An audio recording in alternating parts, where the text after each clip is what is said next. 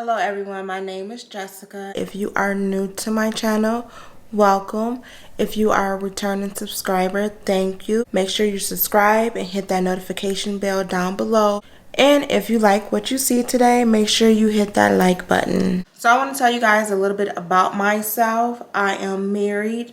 I have 3 beautiful boys ranging in age from 8 to 19. Yes, I have a 19-year-old. I know. Don't even try to guess my age. Not only am I a mother and a wife, I am also a registered nurse, okay? I've been in the medical field since 2004. The ending of 2019 to the beginning of 2020, there was no way I was ever going to believe I was going to be working, living, and trying to survive through a pandemic. I don't think any of us would have ever guessed this. So in the beginning of the year, we started to hear about this virus called coronavirus, and it was in Wuhan, China. I'm not a daily news watcher. My husband is, and he just kept saying, babe, you know, that virus is growing and growing and growing. And I'm thinking, like, that's all the way in China, you know. I was taking it seriously, like it was in the back of my mind. It wasn't something I thought about every day. We actually went on a cruise in March of 2020, right in the first week of March. It wasn't only my husband and myself, but it was our whole family. We had our family reunion on my husband's side on a cruise. So entire family was on a cruise. And you know the saying when they say count your blessings, this definitely is a blessing that I'm counting seriously, because not only did we ride on the plane, we were in contact with thousands of people on the boat, on the island, all the restaurants we went to, the tour bus we were on, everywhere we went, wearing no mask, all the beaches we went to. And you think about it, it was people from all over the world right there in the Bahamas with us in March. All over the world. We took Royal Caribbean Mariners of the Sea, and when I tell you they kept the ship clean, I didn't see anyone sick. I didn't see anything out the ordinary that made me concerned. The way they handled the food was awesome.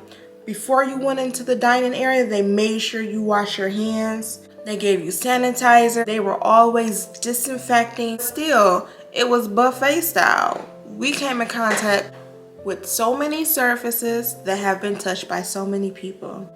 I'm glad that we were able to experience that, because as soon as we got back, that's when reality hit hard. By that time, we were hearing of cruise ships being shut down, being isolated. I got back to work. Hospital start to fill up with corona positive patients, and everything started to shut down. When I got the opportunity to get vaccinated, it took me a while to think about it. And not only did I think about it, I didn't listen to anyone or what they had to say. I went straight to CDC website and got the facts for myself. My employer also provided us with the fact sheet. I advise anyone who wants to get the vaccine that's able to receive it now, please do your research on your own, form your own opinion. All right, moving forward, when I went in to get the vaccine, I was nervous. Not because it was the vaccine, but because I don't like shots. I do not like getting the flu shot. I don't like taking Hennessy shots. I don't like shots at all, okay? I don't care what kind of shot it is. I don't like to take it. Walking in, I'm nervous. You know, you go through all these different checkpoints. You got to make sure you answer all these questions. You got to make sure this and that, okay? So when I got to the nurse to give me my shot, I'm like sweating. I'm sweating.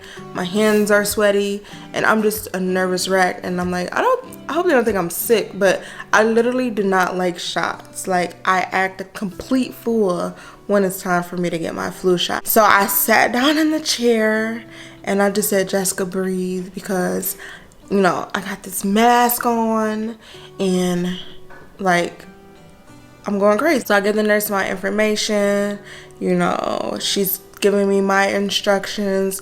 So she asked me, which arm do you want? So I'm like, I don't know, whatever arm you want to do.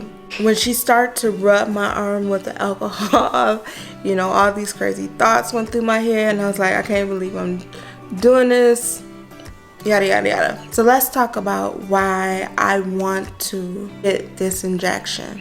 First of all, I want to protect my family. I don't want to bring anything to my family.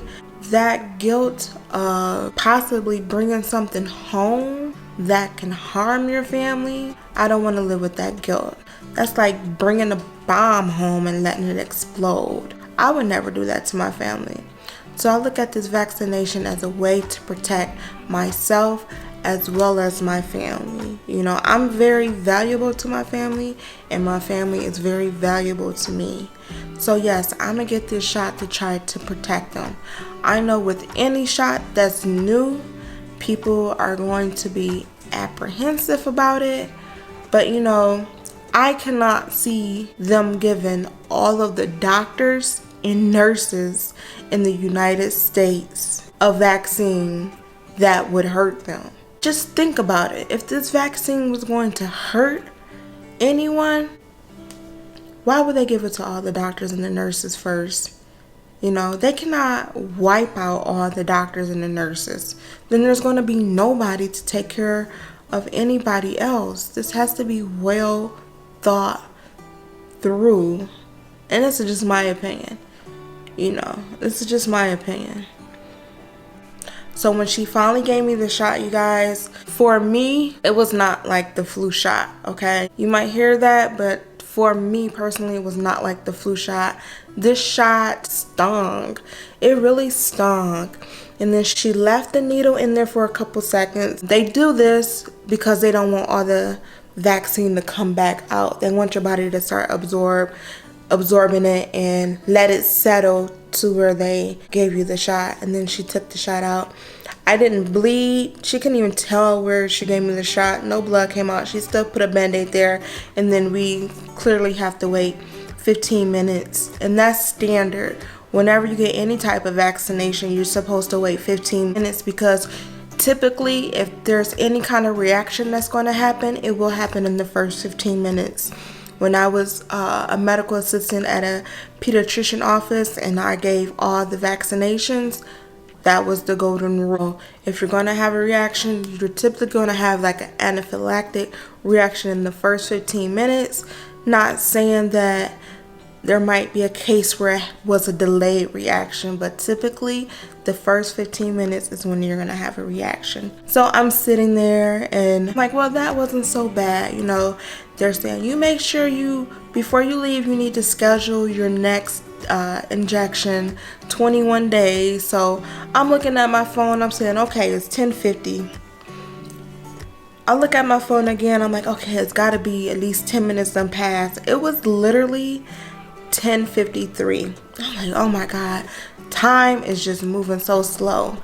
And then all of a sudden, I feel this warm sensation come across my back. I'm like, that's odd. What's going on? But it wasn't nothing bad, you know. I'm like, I knew it was something different because it was just literally across my back like this. I'm like, okay.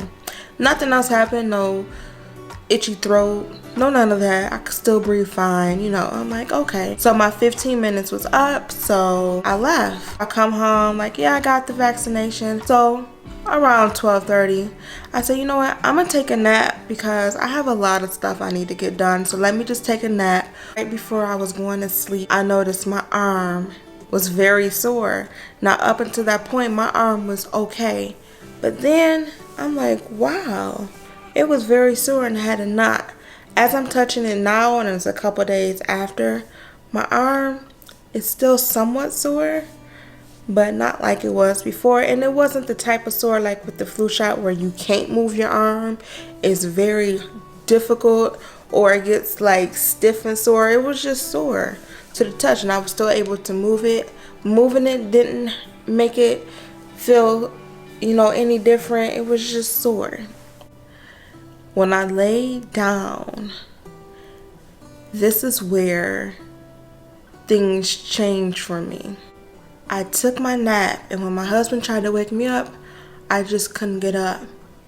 I slept for over 18 hours straight. I slept so hard. I remember at one point my husband tried to wake me up. He came in there and flipped all the lights on, and I'm like, I'm just tired. I said, just let me sleep a little bit more. I just felt like my body was working. It's weird, but I know I was just sleeping like crazy and like a deep sleep, like I was knocked out. I woke up at 8:32, got up a little bit. I can't even remember if I ate or not, but all I know is I went right back to sleep until the next day. So moving forward, within the first 12 hours, only thing that happened to me was I got that warm sensation across my back, and I got a lot of sleep. It made me sleep a lot. I advise anyone who wants to get the vaccine that's able to receive it now, please do your research on your own and form your own opinion. So you guys, that's pretty much it. In the first 12 hours, only thing that I experienced was a little bit of burning. I went to sleep for hours. I just slept and slept. So like I said before, do your own research. Come to your own conclusions, make your own decisions. I want to thank you again. If you like what you heard today, hit that like button. If you want to keep getting content from me, make sure you subscribe. But until next time, take care.